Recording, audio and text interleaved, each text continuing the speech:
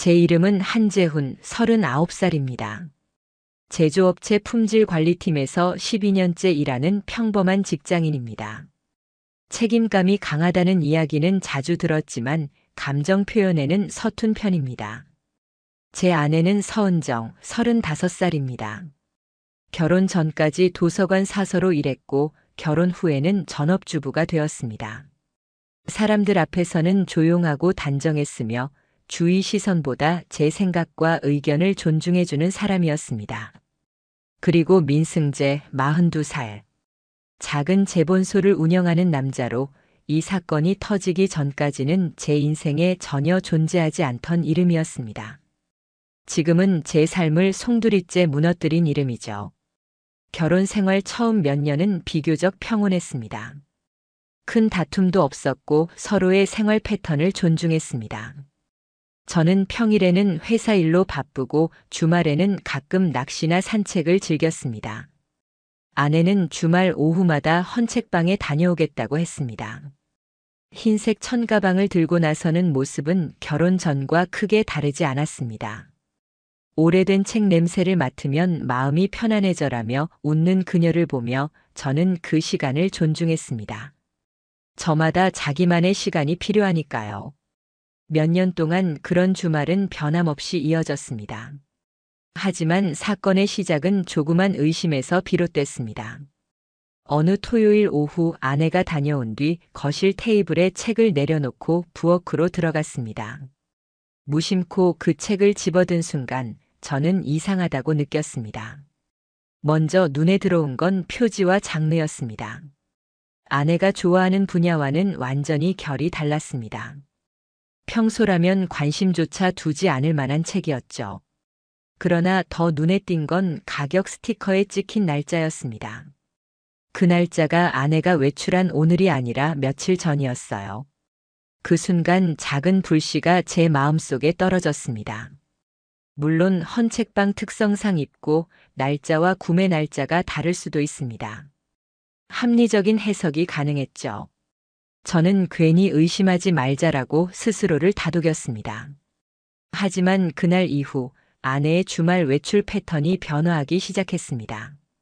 원래 2시간이면 돌아오던 발걸음이 어느새 3시간, 4시간이 되었고 외출할 때 옷차림도 달라졌습니다. 헌책방에 가던 예전엔 슬리퍼나 운동화를 주로 신었는데 언제부턴가 굽있는 구두를 신고 나갔습니다. 그 작은 변화들이 제 뇌리에 하나씩 꽂혔습니다. 불안감이 피어오르기 시작했습니다. 하지만 저는 제가 괜한 의심을 하는 건 아닌지 스스로를 의심하는 사람으로 몰며 마음을 누르려 했습니다. 부부 사이의 신뢰를 깨는 건 의심이 아니라 확신 없는 추궁이라는 생각 때문이었습니다. 그러나 감각이라는 건 무시한다고 사라지지 않았습니다. 시간이 지날수록 불안은 더 선명해졌습니다. 그러던 어느 토요일 유난히 거센 비가 쏟아졌습니다. 아내가 외출 준비를 하자 저는 차로 태워줄까? 라고 제안했습니다. 하지만 그녀는 잠시 멈칫하더니 바로 고개를 저었습니다. 차두기 불편하고 혼자 가는 게 편해. 목소리는 담담했지만 어딘가 단단하게 잠긴 듯 했습니다. 그 태도에 저는 묘한 이질감을 느꼈습니다. 마치 누군가의 계획에 제가 끼어드는 걸 막겠다는 듯한 반응이었죠. 아내가 집을 나선 후 저는 거실을 서성이다 결국 우비를 걸치고 뒤따라 나갔습니다. 일정 거리를 유지하며 그녀의 뒤를 밟았습니다. 비가 퍼붓는 골목을 천천히 걸어가던 그녀는 헌책방 간판이 보이는 길목에서 방향을 틀었습니다. 그 시선과 발걸음이 향한 곳은 헌책방이 아니라 좁고 음습한 옆 골목이었습니다. 그 골목은 오래된 3층 건물들이 빽빽하게 줄지어 있었고 주차된 차들 사이로 빗물이 고여 있었습니다. 아내는 그중 한 건물 앞에 멈춰 섰습니다. 녹슨 철문 앞에서 우산을 접더니 주변을 한번 살피고 문을 두드렸습니다. 잠시 후 안쪽에서 문이 열리더니 마른 체형의 검은 앞치마를 두른 한 남자가 나타났습니다. 그는 젖은 머리카락을 대수롭지 않게 쓸어 넘기며 아내를 보자 환하게 웃었습니다. 아내 역시 자연스럽게 웃으며 그 남자와 짧은 인사를 나눴습니다. 그 짧은 순간 빗소리조차 제 귀에서 멀어졌습니다. 제 시야는 그 두 사람의 표정과 그 사이에 흐르는 공기에 고정됐습니다. 헌책방에 간다는 말이 실은 누군가를 만나기 위한 완벽한 핑계였을 수도 있다는 생각이 날벼락처럼 명확해졌습니다. 하지만 결정을 서두르면 안 된다고 생각했습니다. 분노만으로는 증명을 할 수 없습니다. 법적으로나 현실적으로 모든 게 부정당하지 않으려면 확실하고 치밀한 증거가 필요했습니다. 당시 그 장면만으로는 충분하지 않았습니다. 저는 마음을 다잡고 그날부터 작은 수첩을 꺼냈습니다. 아내의 외출 시간, 복장, 돌아오는 시간, 들고 오는 책의 제목과 가격 스티커 날짜를 꼼꼼하게 적기 시작했습니다. 날이 갈수록 기록은 쌓여갔습니다. 그리고 그 기록 속에서 이상한 사실이 도드라졌습니다. 아내가 외출한 날과 책 가격 스티커의 날짜가 일치한 경우는 단 한 번도 없었습니다. 심장을 두드리는 의심은 이제 거의 확신에 가까웠습니다. 며칠 뒤 결정적인 단서가 제 손에 들어왔습니다. 아내가 부엌에서 음식을 준비하는 동안 소파 옆에 내려놓은 가방이 살짝 열려 있었습니다. 저는 본능처럼 손을 뻗었습니다. 안쪽 작은 주머니에 접힌 영수증 한 장이 있었습니다. 거기엔 헌책방 이름이 아니라 근처에 한 카페 이름이 적혀 있었고 결제자 이름은 제가 들어본 적 없는 남자의 이름이었습니다. 그 순간 내면 깊숙이 무언가가 쾅 하고 내려앉았습니다. 이건 단순한 오해가 아니었습니다. 그 이름이 누구든 아내가 주말마다 헌책방에 가는 이유가 책이 아니라는 건 분명했습니다. 저는 깊게 숨을 들이마시고 마음속에서 결심했습니다. 다음에는 완전히 잡는다. 변명할 틈조차 없이. 그날 이후 제 시선은 카메라의 렌즈처럼 차가워졌습니다. 아내의 발자취와 행동 하나하나를 놓치지 않고 기록할 준비가 되어 있었으니까요. 다음 토요일 아침은 평소보다 훨씬 이른 시간에 눈이 떠졌습니다. 지난주 그 비 내리던 날 보았던 장면이 머릿속에서 멈춰있는 사진처럼 떠나질 않았습니다. 아내와 민승재라는 이름이 서서히 선명해지면서 이번에는 반드시 진실을 명확히 잡아내야겠다는 결심이 들었습니다. 주방에서 아내가 컵에 물을 따르는 소리가 들렸습니다. 저는 태연한 척 식탁에 앉아 커피를 마셨습니다. 오늘도 헌책방 갈 거야? 라고 무심히 묻자 아내는 평범한 표정을 지으며 응, 지난번에 못 찾은 책이 있어서라고 답했습니다. 그 표정만 보면 의심할 여지가 없었지만 지난번에 철문과 앞치마 남자가 제 뇌리를 스쳐 지나갔습니다. 아내가 방에 들어가 준비하는 동안 저는 가방 속을 한 번 더 점검했습니다. 오늘을 위해 준비한 작은 액션캠, 망원 줌이 가능한 휴대폰, 그리고 꼼꼼히 메모할 수첩과 펜. 주차장에 세워둔 제 차에는 이미 대시캠이 켜져 있었습니다. 오늘은 단순한 미행이 아니라 시각시간 행동 패턴을 모두 기록할 계획이었습니다. 아내는 헤어드라이어로 머리를 말린 뒤 부드러운 베이지색 코트를 걸쳤습니다. 구두는 지난번과 같은 먼지가 잘 타는 광택 있는 재질. 책을 뒤적이면 금방 티가 날 구두를 신고 헌책방에 간다고. 그 이유만으로도 저는 의심을 거둘 수 없었습니다. 정오를 넘긴 시간 아내가 현관문을 나서자 저는 3분 정도 있다가 뒤따라 나갔습니다.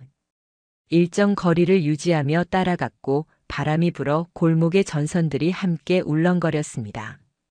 헌책방 간판이 보이는 길목에서 예상대로 아내는 그 길로 들어가지 않고 옆 골목으로 향했습니다. 그 골목 입구에는 주차된 차량들 사이에 빗자국이 군데군데 남아 있었고 오래된 건물 외벽은 습기와 먼지로 얼룩져 있었습니다. 아내는 건물 한쪽의 녹슨 철문 앞에 서더니 주위를 둘러보고 계단을 올랐습니다. 2층 문 옆에는 A4 용지로 출력된 안내문이 붙어 있었는데 책 수선 제본 표지 제작이라는 문구와 함께 접수 시간이 오후 1시에서 5시라고 적혀 있었습니다. 제 눈은 그 종이 위에 글자를 훑었고 머릿속에서는 지난번 비 오는 날의 장면이 겹쳐졌습니다. 정각 1시 12분 계단 아래 어둠 속에서 문이 열리며 검은 앞치마를 두른 민승재가 나타났습니다. 그는 아내를 보자 웃으며 손을 흔들었고 아내도 자연스러운 미소를 지었습니다. 두 사람은 아무 거리낌 없이 문 안으로 들어갔습니다. 저는 건너편 자판기 앞에서 휴대폰을 카메라처럼 들고 그 모습을 줌으로 당겨 촬영했습니다. 그들이 사라지자 저는 골목 맞은편에 있는 작은 분식집으로 들어갔습니다. 창가 자리에 앉아 계단 입구를 바라볼 수 있도록 자리를 잡았습니다. 주문한 라면은 젓가락도 대지 않은 채 저는 시선을 계단에서 떼지 않았습니다. 오래된 팝송이 라디오에서 흘러나왔지만 제 귀에는 계단문이 열리고 닫히는 소리만 잡혔습니다. 오후 2시 7분 2층 창문이 반쯤 열렸습니다. 바람에 하얀 종이 가루들이 날렸고 희미하게 접착제 냄새가 풍겨 나왔습니다. 저는 심호흡하며 스스로에게 낮게 중얼거렸습니다. 지금은 감정이 아니라 기록이다. 자리를 옮겨 건물 뒤편 주차장으로 갔습니다. 자갈 바닥에 고인 물 위로 차량들이 줄지어 서 있었고 회색 소나타 트렁크가 반쯤 열린 채 있었습니다. 그 안에는 성땡 제본이라는 글씨가 찍힌 박스와 포장끈, 롤 테이프 등이 보였습니다. 저는 근접 사진을 찍고 박스 옆면에 적힌 전화번호 1-9327을 수첩에 기록했습니다. 다시 골목 앞으로 돌아왔을 때 창문 너머로 민승재가 앞치마를 벗으며 셔츠 소매를 걷어올리는 모습이 보였습니다. 그 옆에서 아내가 고개를 끄덕이며 무언가를 확인하고 있었습니다. 저는 휴대폰 타임스탬프가 화면에 나오도록 영상을 녹화하기 시작했습니다.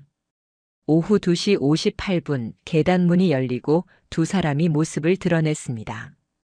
민승재는 오래된 책 뭉치를 들고 있었고 아내는 빈손이었지만 숨이 조금 가빠 보였습니다.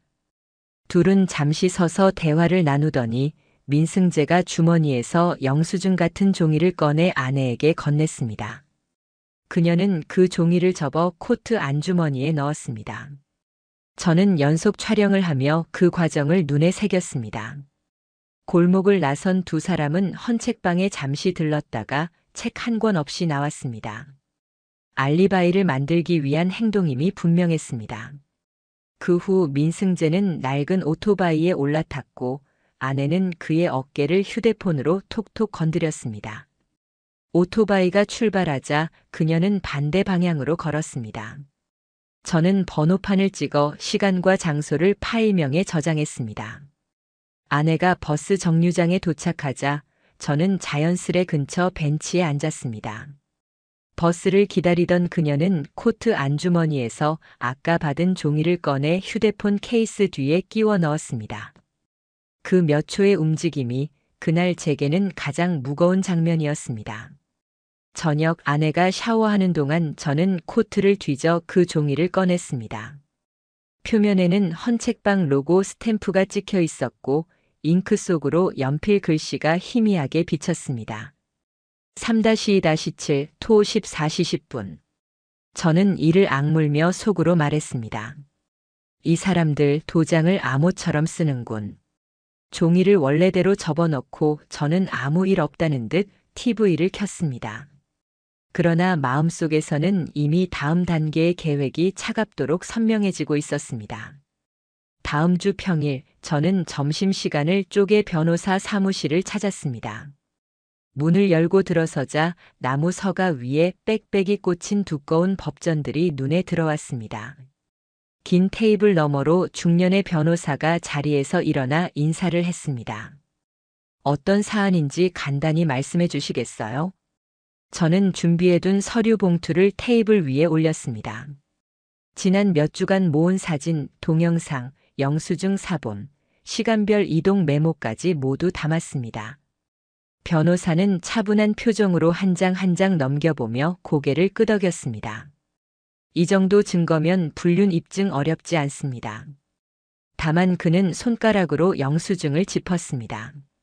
이 사안은 두 사람을 동시에 피고로 세우는 게 좋습니다. 따로 진행하면 서로 말 맞출 시간을 주게 됩니다. 그 말이 가슴에 깊이 박혔습니다.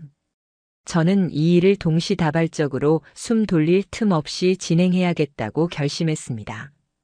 변호사는 곧바로 노트북에 사건의 개요와 예상 절차를 입력해 나갔습니다.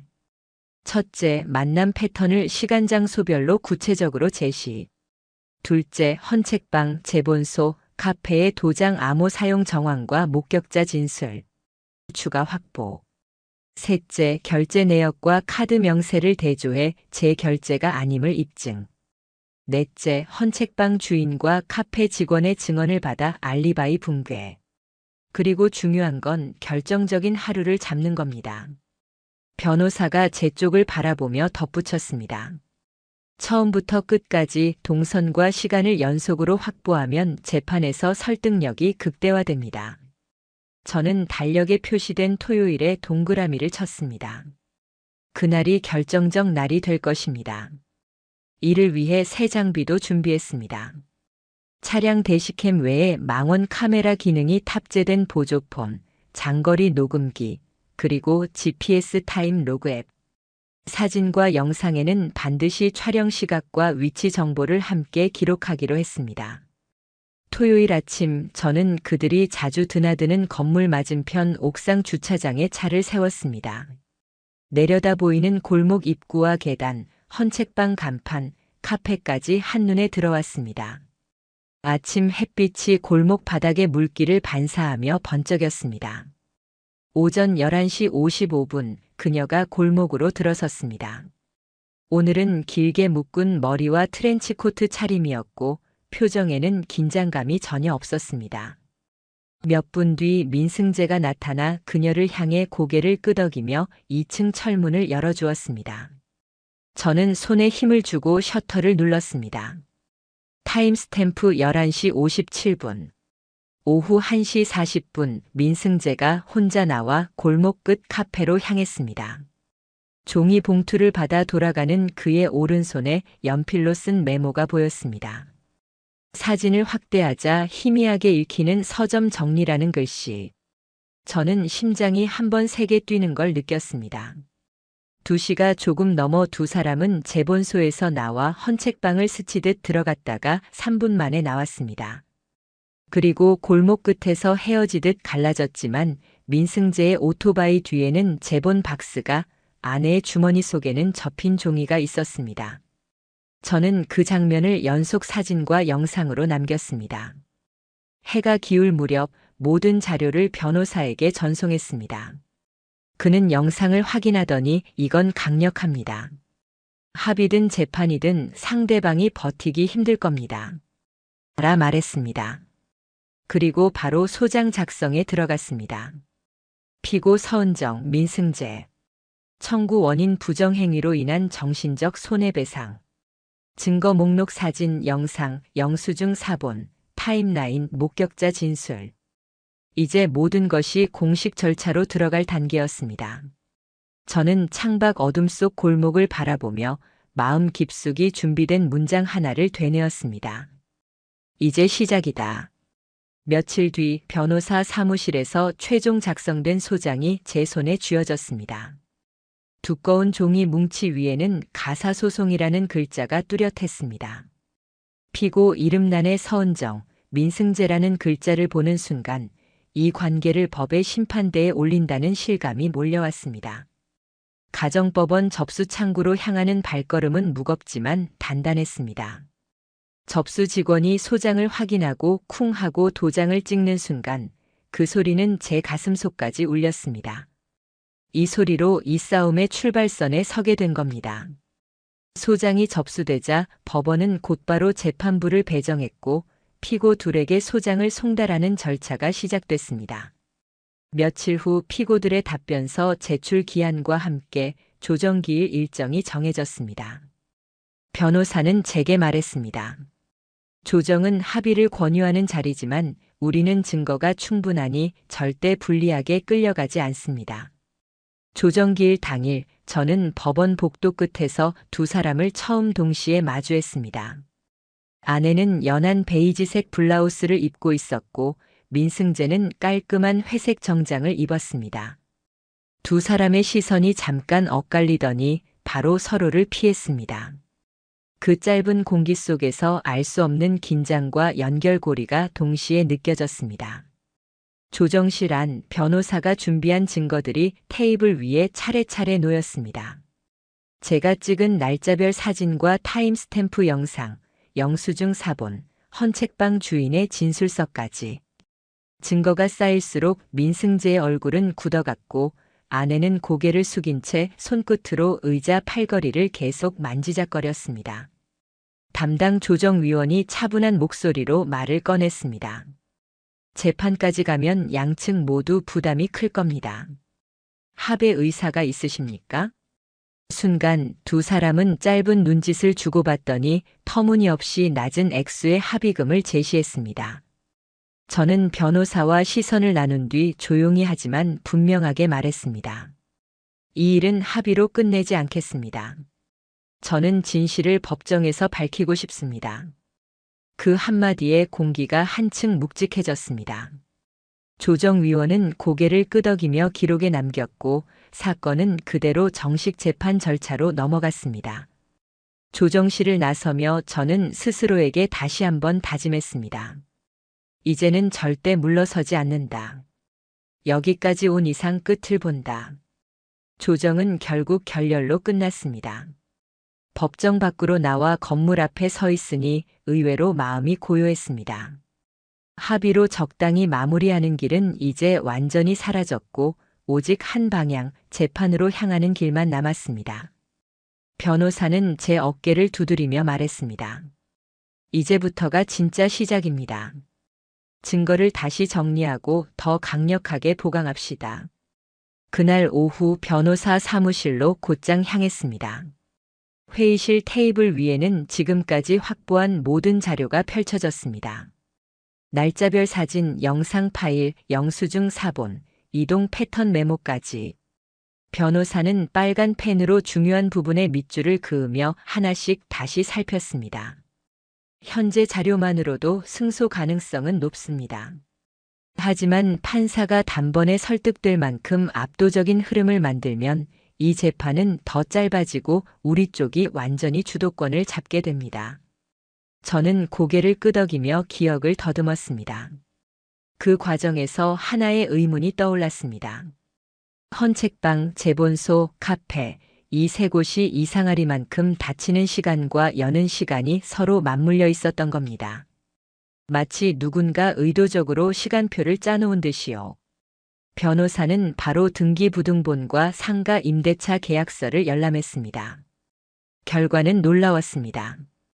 세 곳 모두 동일한 소유자 명의였고 그 소유자는 민승재의 먼 친척이었습니다. 저는 자리에서 몸을 앞으로 기울였습니다. 그래서 그들이 그 안에서 마음 놓고 만날 수 있었군요. 맞습니다.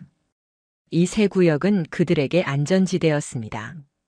그뿐만이 아니었습니다. 헌책방 사장이 예전에 찍어 놓았던 도장 이벤트 기념 사진이 하나 발견됐는데 표면상으로는 행사 사진이지만 배경에 찍힌 대형 재본기가 결정적이었습니다. 아무리 봐도 헌책방 내부 사진이 아니었습니다. 변호사는 미소를 지으며 말했습니다. 이 한 장이면 장소의 위장을 무너뜨릴 수 있습니다. 우리는 여기서 멈추지 않았습니다. 아내와 민승재가 거쳐간 카페 결제 내역과 포인트 사용 기록까지 확보했습니다.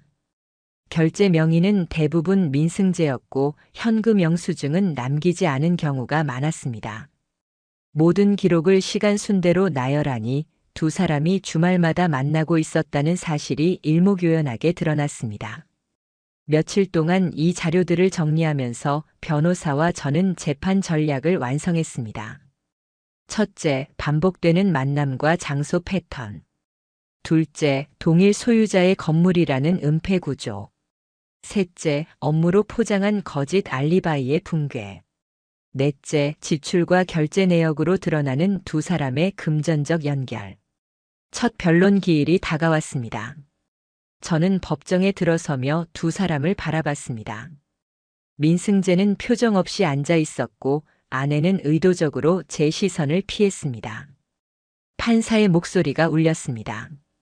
원고 측 증거 제출하시죠. 변호사가 차례로 자료를 내놓았습니다. 민승재 측 변호사의 얼굴이 점점 굳어갔습니다. 그리고 판사가 아내를 보며 질문했습니다. 매주 헌책방에 간 이유를 말씀하시죠. 아내는 잠시 머뭇거리다 작은 목소리로 대답했습니다. 책을 좋아해서 갔습니다. 판사가 사진을 꺼내 보여주며 물었습니다. 이 사진의 배경이 헌책방입니까? 법정 안 공기가 순간 얼어붙었습니다. 아내는 아무 대답도 하지 못한 채 시선을 떨궜고 저는 그 자리에서 이 싸움이 결코 길게 끌리지 않으리라는 확신이 들었습니다. 재판이 거듭될수록 아내와 민승재의 표정과 태도는 눈에 띄게 변했습니다. 처음엔 함께 맞서겠다는 듯 배짱 있는 얼굴이었지만 시간이 지날수록 그 시선에는 불신과 조급함이 번졌습니다. 같은 피고석에 앉아 있으면서도 서로를 곁눈질하다 눈이 마주치면 피하는 모습이 몇 번이나 보였습니다. 마치 같은 배를 타고 폭풍 속을 헤쳐나가는 척하지만 배가 기울면 누구보다 먼저 상대를 밀어버릴 준비가 된 사람들처럼 보였습니다. 세 번째 변론기일 민승재 측 변호인이 새로운 자료라며 파일을 꺼내 들었습니다. 재본소 거래 명세서와 홍보용 전단지로 두 사람의 관계가 업무 협력이었다고 주장하는 내용이었습니다. 잠시 법정 분위기가 흔들리는 듯 했지만 제 변호사는 곧바로 해당 자료를 들춰보며 단호하게 말했습니다. 이 명세서의 날짜를 보시죠. 원고 측이 제출한 사진과 영상 속의 날짜와 정확히 일치합니다. 업무라면 이날 두 사람은 왜 카페와 헌책방을 거쳐갔습니까? 판사의 시선이 민승재로 향했고 그의 입술이 순간 굳어졌습니다. 아내 쪽 상황도 심상치 않았습니다. 직장에서 잦은 결근과 휴가로 결국 내부 조사가 시작됐고 그 결과가 재판부에까지 전해졌습니다. 판사는 사회적 신뢰도 역시 판단 요소가 될 수 있다며 의미심장한 말을 남겼습니다. 저는 판사가 단 한마디로도 사건의 무게중심을 우리 쪽으로 끌어오는 것을 느낄 수 있었습니다. 그 무렵 전혀 예상치 못했던 연락이 왔습니다. 헌책방 사장이 제 변호사에게 전화를 해온 겁니다. 혹시 그 두 사람 아직도 만나고 있나요? 그 한마디에 등골이 서늘해졌습니다. 사장은 재판이 진행되는 상황에서도 두 사람이 가게를 찾았다고 했습니다. 날짜와 시간을 메모해 두었고 심지어 CCTV 캡처 화면까지 제공하겠다고 했습니다. 며칠 후 받은 캡처 이미지 속에는 평일 오후에 나란히 가게 안으로 들어오는 두 사람의 모습이 또렷했습니다. 같은 공간, 익숙한 동선. 그들은 법정에서 모든 걸 부인하면서도 뒤에서는 여전히 만남을 이어가고 있었던 겁니다. 다음 기일에 이 증거가 제출되자 법정 안의 공기가 서늘하게 내려앉았습니다. 판사는 자료를 천천히 넘기며 두 사람을 번갈아 바라보았습니다. 민승재 측 변호사는 말문이 막혀 아무 변명도 하지 못했고 아내는 창백한 얼굴로 고개를 푹 숙인 채 앉아 있었습니다. 방청석에서 저는 차가운 확신이 들었습니다. 이 싸움의 결말이 멀지 않았다는 것을. 최종 변론이 끝나고 판결 선고일이 다가왔습니다. 이날 법정은 유독 조용했고 공기 속에는 묵직한 긴장감이 흘렀습니다. 방청석에 앉아 가만히 손을 모은 채 판사의 입에서 나올 첫 문장을 기다렸습니다. 피고 서은정과 피고 민승재의 부정행위가 명백히 인정됩니다. 두 피고는 연대하여 원고에게 각 4천만 원의 위자료를 지급하라. 그 순간 심장이 크게 두 번 뛰고는 서서히 진정되었습니다. 그동안의 분노와 모욕, 그리고 가슴을 옥죄던 불신이 서서히 풀려나가는 기분이었습니다. 판사는 이어서 말했습니다. 또한 재판 과정에서 드러난 허위 진술 및 증거 제출과 관련하여 별도의 위법 소지가 있으므로 추가 조사가 필요하다고 판단됩니다. 법정을 지배하던 정적이 한층 무거워졌습니다. 방청석 너머로 피고석을 바라보니 민승재의 얼굴은 창백하게 굳어 있었고 아내의 시선은 바닥에 고정된 채 미동조차 없었습니다. 서로를 보는 눈빛마저 사라진 완전히 끊어진 관계의 모습이었습니다. 판결이 끝나고 법정을 나서면서 저는 마지막으로 뒤를 돌아봤습니다. 아내는 손에 휴대전화를 꼭 쥔 채 무언가에 조급한 표정이었고 민승재는 변호사와 짧은 말을 주고받다 고개를 숙이고 있었습니다. 그들의 어깨에는 이제 피할 수 없는 결과의 무게가 잔뜩 얹혀 있는 듯 보였습니다. 며칠 후 전해 들은 이야기들이 있었습니다. 판결 이후 민승재의 재본소는 결국 문을 닫았고 아내도 직장에서 해고되었습니다.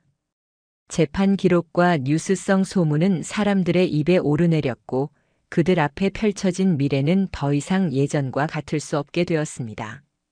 하지만 저에게 위자료 액수는 중요한 것이 아니었습니다. 저는 제 존엄과 명예를 지키기 위해 싸웠고 결국 그들의 거짓과 위선을 세상에 드러냈습니다. 매주 헌책방에 간다는 말이 실은 무엇을 감추기 위한 것이었는지 이제는 모두가 알게 되었습니다. 법정을 나서던 그날 발걸음은 오래 묵힌 짐을 내려놓은 듯 가벼웠습니다. 수첩 속 빽빽한 기록과 사진 그리고 영상들은 이제 제 싸움이 헛되지 않았음을 증명해주는 증거로 남게 되었습니다. 이 싸움을 통해 저는 하나를 확실히 배웠습니다. 아무리 교묘하게 감추려 해도 진실은 반드시 드러난다는 것, 그리고 끝까지 포기하지 않는 사람만이 그 진실을 손에 쥘 수 있다는 것을.